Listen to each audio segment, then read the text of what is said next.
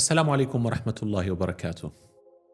One of the most profound, engaging attributes of the Quran in the Quran is Al-Huda. You see, when Allah in the ayat that talks about Ramadan, Shahru Ramadan ladhi unzila fihi al-Quran, Allah defined the Quran in three statements. Hudan lin-nasi, guidance to mankind, wa bayyinatin min al-huda, detailed guidance, wal furqan, and criterion. The word huda is being mentioned twice. General guidance, specific guidance.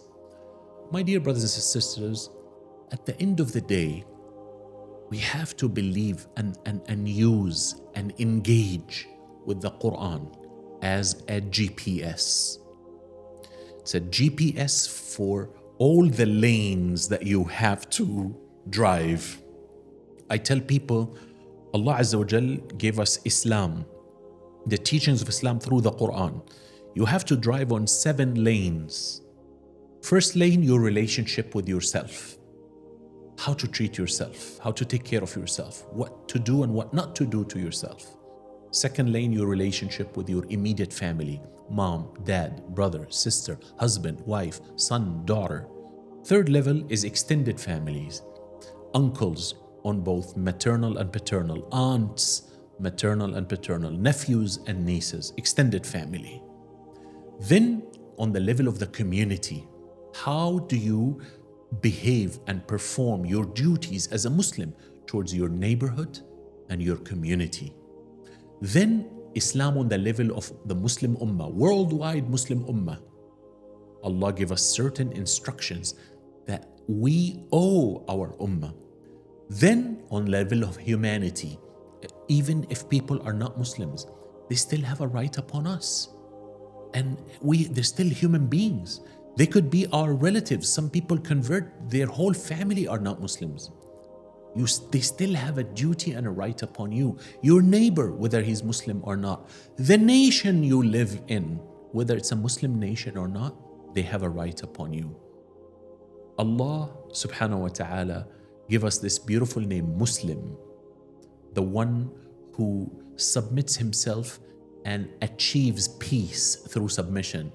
Mu'min, believer, one of the meaning of the word believer is secure. Allah made us good news to mankind wherever we go. Our neighbors are safe next to us. Our neighbors are secure next to us. Our relatives and people around us feel safe and secure from our tongues, from our hands, from our eyes. They feel secure. And that's the highlight of the believer, the relationship between the believer and humanity. And the seventh relationship is a relationship between you and the planet. How many ayat in the Quran talks about a relationship with Allah's creation? In the hadith, with a dog, with a cat, with the insects, with the birds, with the trees, with the rivers. Don't waste water.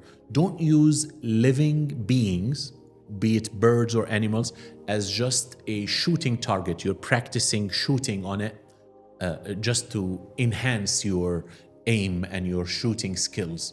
Don't use living beings. My dear brothers and sisters, the Quran is a guidance. We have to put this guidance into action. I always reflect on, imagine you put on your GPS, here I am, this is where I want to go. So the GPS calculates the shortest distance between you and that place and start giving you instructions. So it tells you go straight, you go straight, turn left, you turn left, turn right. You say, I don't want to turn right. So you turn left. So it reroutes you. Then you don't listen to it. It says turn left again, you turn right. Then it says go straight, you turn right. And it keeps on rerouting. The more you disobey your GPS, the longer the trip will take and the more pain and suffering you're going to go through. Allah gave us the freedom of choice. We can listen, obey or not obey. The more we don't listen, the more pain and suffering we're going to be exposing ourselves to.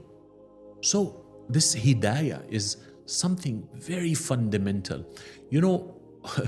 Allah subhanahu wa ta'ala, even in Surah Al-Baqarah, ذَلِكَ الْكِتَابُ لَا رَيْبَ فِيهِ هُدًى لِلْمُتَّقِينَ. Allah names, the word Al-Huda represents Islam, Quran. هو الذي بعث رسوله بالهدى ودين الحق. It is he who sent his messenger with Al-Huda. What's Al-Huda? Al-Islam, Al-Iman, Al-Quran. The word Al-Huda, the guidance. Our scholars beautifully stated that guidance are on 4 levels. The first level, Allah guides all of His creation. الذي خلق فسوى والذي قدر فهدى وهو الذي أعطى كل شيء خلقه ثم هدى. Allah created and Allah guided. For example, Allah created the sun and the moon and the galaxies and gave it the laws of physics.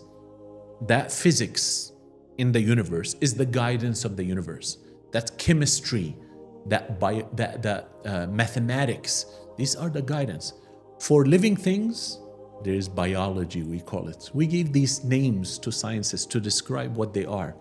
Who created biology? Allah subhanahu wa ta'ala. It's a guidance. You see, your body already has guidance. Your lungs are functioning without you interfering. Your heart is beating without you telling it.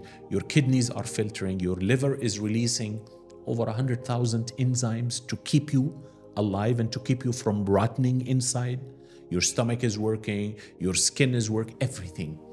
Allah created you and He guided your body how to function. Second level is the level that Allah subhanahu wa ta'ala guided His creation on us human beings. We know what is right from what is wrong. We call this guidance the fitrah. وَنَفْسٍ وَمَا سَوَّاهَا فَأَلْهَمَهَا فُجُورَهَا وَتَقْوَاهَا. Every nafs and the one who designed it, He inspired it what is right and what is wrong, what is good and what is evil. That's why we human beings, we can agree, all of us, on certain values. Lying is bad, killing is absolutely criminal, stealing is unacceptable, all mankind. You don't need a religion for that. It's already instilled. We've been already guided with sensors to know what is right from what is wrong. Now, after these 2 levels of guidance, the guidance of how your body functions and how the universe functions, and the guidance that you have a sensor, you know what is right from wrong, now comes the 3rd level, but this 3rd level needs from you to make a choice. It's the guidance of Al-Quran Al-Kareem, the guidance of Allah. You can say yes or no. You can choose it or choose not to choose it. It's left up to you, and only the jinn and the ins have that choice. So what are the choices that you're going to make? وَقُلِ الْحَقُّ مِنْ رَبِّكُمْ. Say the truth is from your Lord. فَمَنْ شَاءَ فَلْيُؤْمِنْ وَمَنْ شَاءَ فَلْيَكْفُرْ. Let him, whoever wants, become a believer. Whoever wants, become a disbeliever. That's up to you. If you choose Allah's guidance, which is already given to you, Allah Azza wa Jal will choose you. People say, oh, Allah did not guide me. Yes, Allah guided everyone equally by sending a book, a revelation, Al-Quran Al-Kareem, to everyone. As I said in another episode, Allah speaks to mankind directly. Ya ayyuhan nas, O mankind. Ya bani Adam, O children of Adam. And that's why, my dear brothers and sisters, we have to take heed of this. Let's make a choice.